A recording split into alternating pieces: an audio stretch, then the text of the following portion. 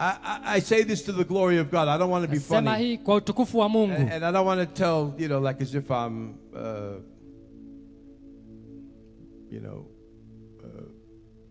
promoting or bragging or anything. I don't want to do that.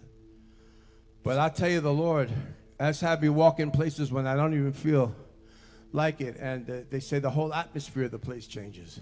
And I look and I say, really? I can't tell you how many cities of the world I've got this feedback. They said, man of God, you walked across the room just to sit down, and the whole atmosphere changed. It's like the presence of heaven followed you. And I wasn't, at the time, I wasn't even feeling it. I wasn't even feeling it. We're carrying the mantle.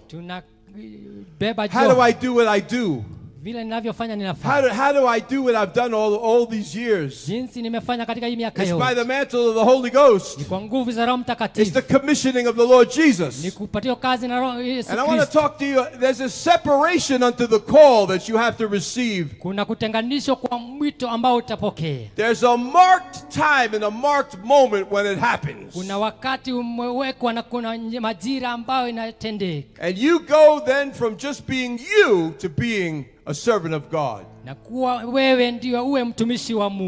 These days, everybody's a servant of God. Facebook.com, YouTube.com. Everybody has a video. Everybody has a page. But how many are carrying the glory? Lift your hand and say, Father, I don't want to blaspheme and to act like I have something I don't have. Do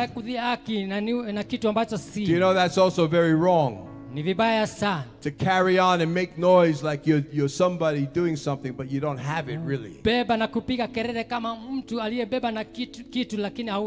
need to be very careful. Matthew 7 said, they said, did we not prophesy in your name? Did we not cast out devils in your name? Did we not preach? Let me tell you, sinners don't do any of those things. Do sinners prophesy? Do they preach? Do they cast out devils? Do they prophesy? When I was growing up, the devil was the guy with the with the pitchfork and the red horns and the triangular tail and the red suit. On the hot sauce bottle. That's what we thought the devil was. Sinners don't do those things. He's talking to the church. Could you imagine if the Lord said to someone, I don't even know you?